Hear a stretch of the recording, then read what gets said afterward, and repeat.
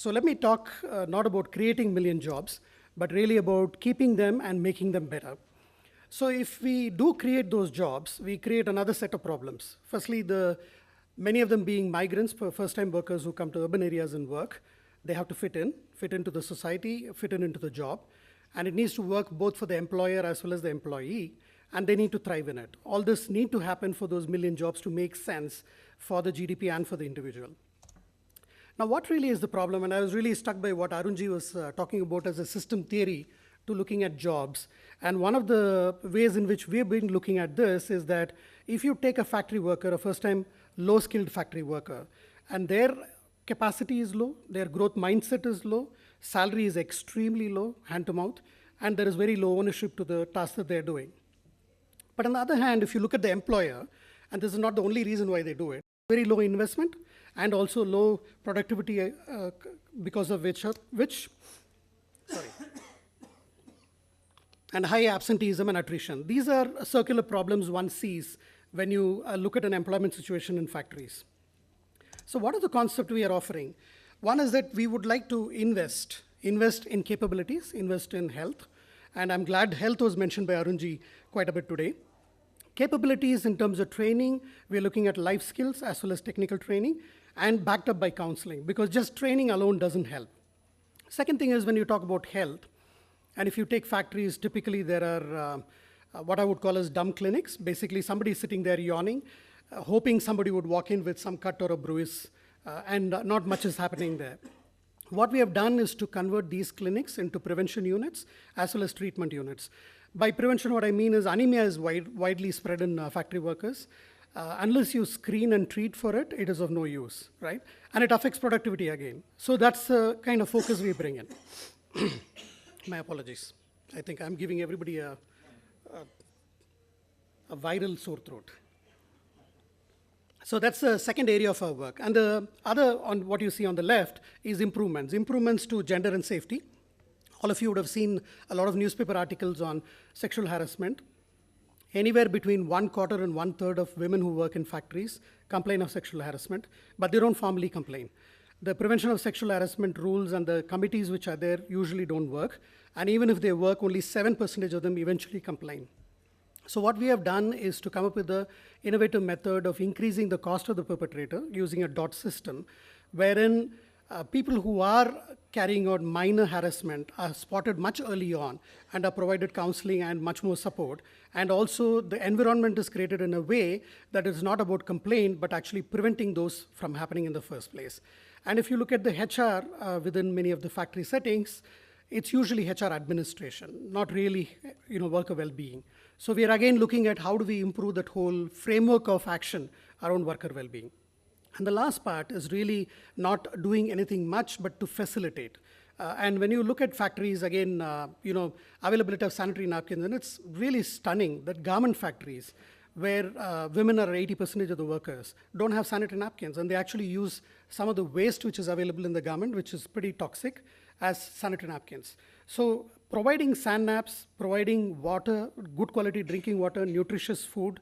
And I was really stunned by one person who told me that, can you provide food to these people at 7 rupees a meal, right? What can you provide nutritiously at that?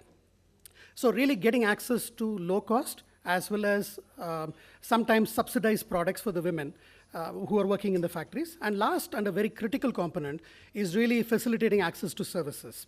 Financial services, be it savings, credit, insurance or pension, and also access to government schemes. And I really liked, again, Arunji, your point about how big are you is not about your size, is that in the last 2 years, we have managed to raise around 1,000 crores using this approach, where a help desk is available to really leverage government schemes. It's not really about providing more money.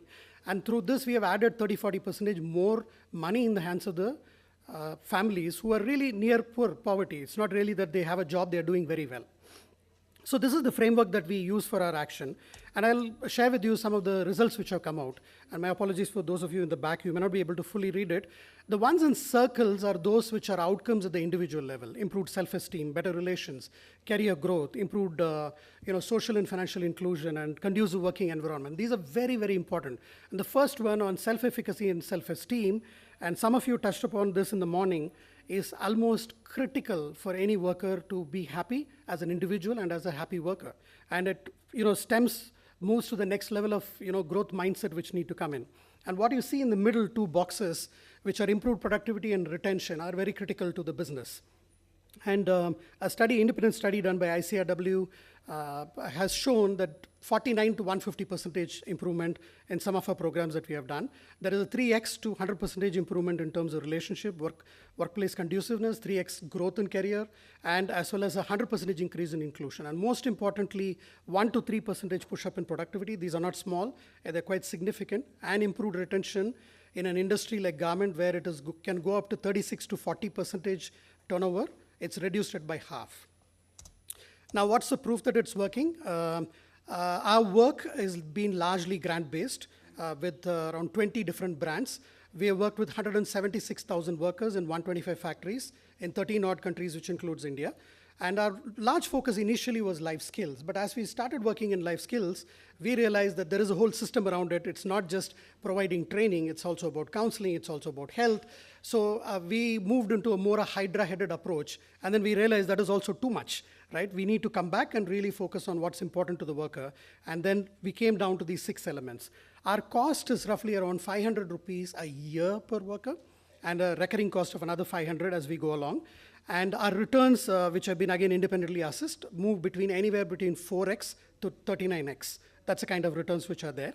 And I don't want to quote any more US presidents, but I think past one would be good to quote.